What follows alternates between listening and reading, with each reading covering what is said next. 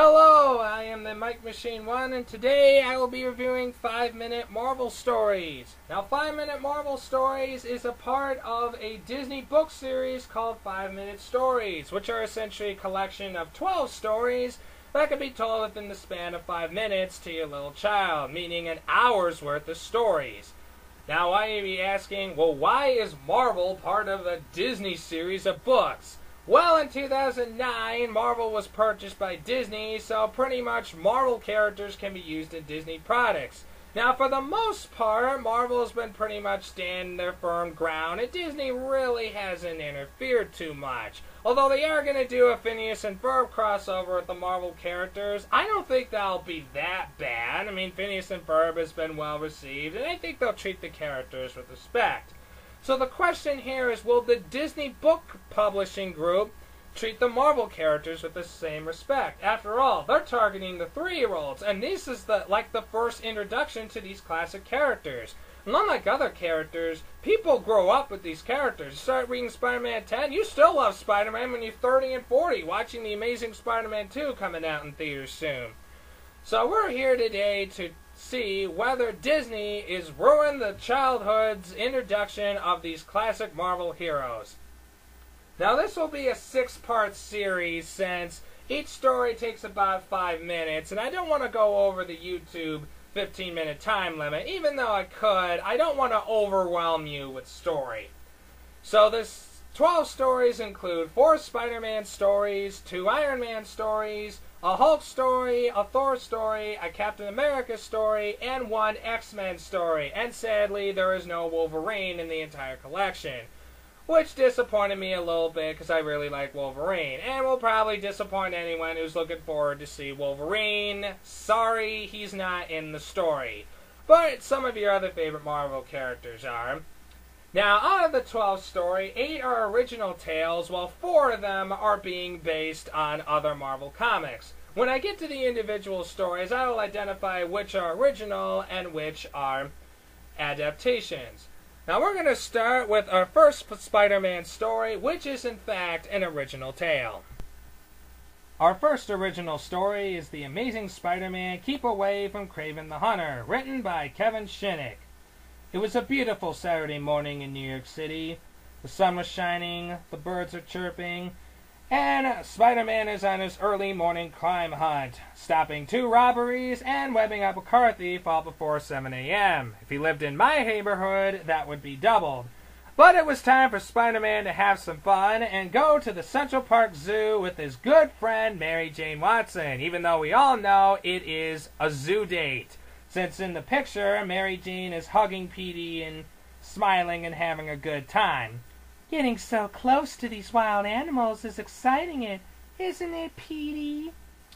Peter took a step back and trying to be all humble, saying, this might be a little too close. And might be too close, meaning they might be standing too close to the animal poop. If she could tolerate animal poop, that is one brave woman. But Peter's spider senses start to tingle when it turns out that trouble is on the loose.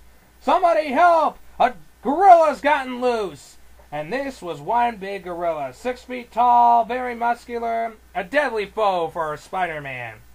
So as he starts to prepare to battle the ferocious beast, someone else crashes the party and does it for him. It turns out to be Kraven the Hunter, who strangles the beast and throws him back into the cage.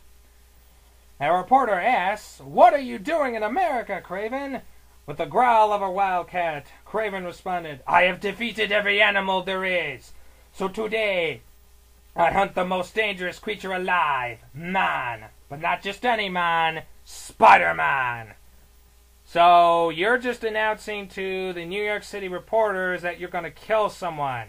I know you helped them wrangle up a gorilla, but that does not give you the right to kill someone. I mean, it's not like if you go in a candy store, oh, thank you for saving our big supply of Jolly Rogers. What can I ever do? I want the biggest chocolate chip cookie you have in the store, and I don't want to pay a dime for it. Okay, here you go, thank you. It's not like that type of exchange rate. You don't rescue a gorilla and you get a free murder. I mean, the best you get is maybe, you know, a gorilla stuffed animal or free admissions, or maybe, if you're lucky, maybe you can get a tour of the monkey pen, but not free to murder. And they do not call all the cops as they proceed to fight.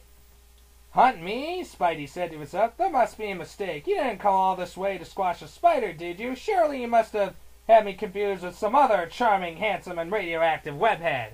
"Oh yeah, he confused her with Venom with the black suit, but he's a little too vicious and probably hates animals. Probably thinks they're stupid." So with that, Spider-Man and Kraven start to fight in the yellow and orange background. Let's say probably the biggest fourth wall joke Disney could offer. "Whoa, you must be lost, pal. The auditions for The Lion King are downtown." I know Disney owns Marvel now, but come on, you could have come up with something more clever. So, as the fight continues, Kraven gets really mad. "You can't win, Spider-Man. I have the secrets of the jungle on my side." As he abouts to poison Spider-Man with the venom, Spidey comes back with, "That's fine by me. All I need are the secrets of the spider." After Spider-Man webs the guy, he finishes the battle with one last quote. "Sorry I had to ruin your birthday." "My birthday? Why would you think it's my birthday?" "Well, you look like a monkey and you smell like one too."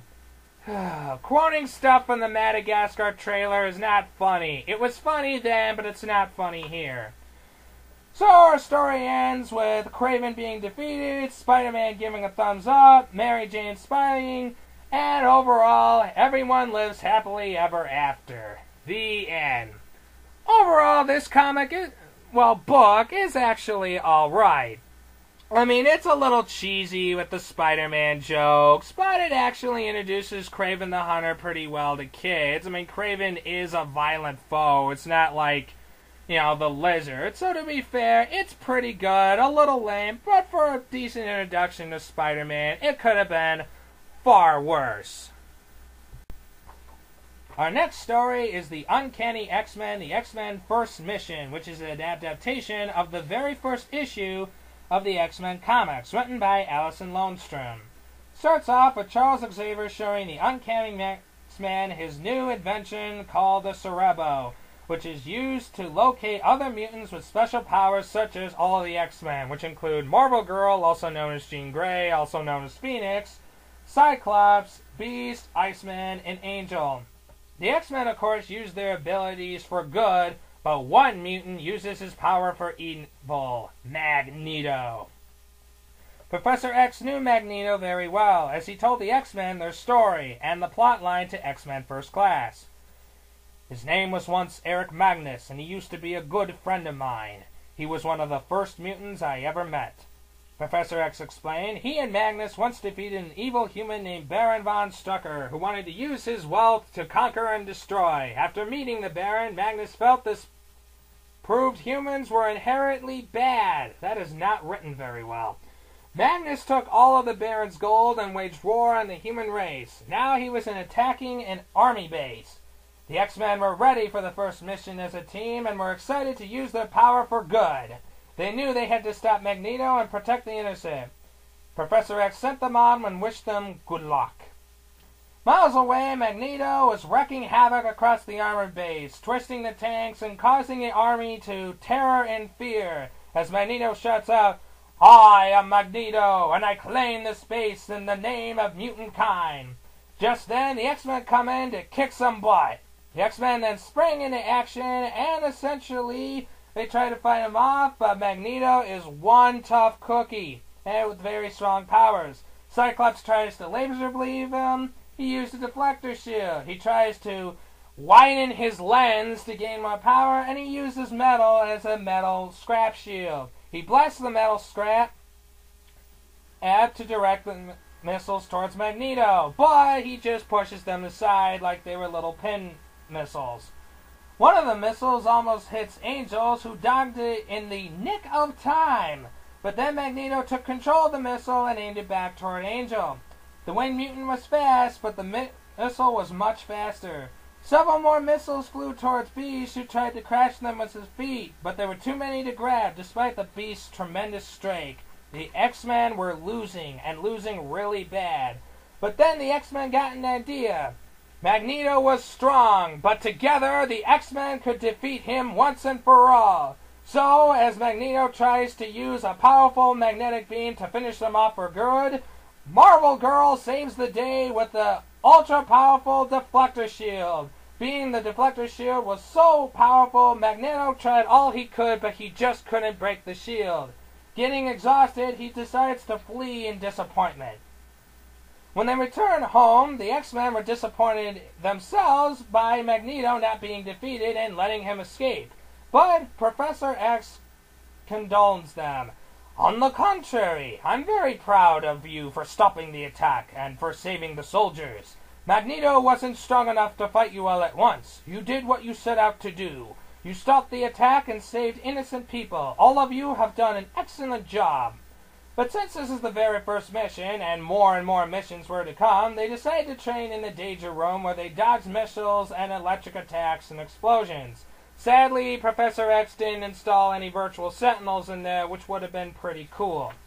So our story ends with Professor X using the Cerebro to look out for more mutants, like good ones like Wolverine and evil ones like Juggernaut. He also had to keep a very close eye on his once friend, now enemy Magneto, as soon he would be forming the Brotherhood. And when that battle comes, that's an issue that every comic book fan would be reading for years and years to come. And the X-Men would surely be ready to kick some major mutant butt. Overall, this comic adaptation is good. It is a little rushed, but you're condensing a 20-page comic book into 5 minutes. You're going to leave some stuff out. Now, there are some minor quips about the X-Men themselves, like why Magneto didn't have the Brotherhood with them, but to be fair, this was the very first time, and Magneto thought, I'm so powerful, I can beat a bunch of kids, I don't need to form a team, I can conquer the world all by myself. So, first time for everything, you learn from your mistakes, and he would get stronger allies, form the Brotherhood, and the X-Men themselves would find even stronger allies like Storm and the ultimate awesomeness that is Wolverine. By the way, the Wolverine movie is going to be so awesome and is so going to make up for the really mediocre X-Men First Class movie. Well, not X-Men First Class, X-Men Origins Wolverine. X-Men First Class was a good movie. So this concludes 5-Minute Marvel Tales Part 1.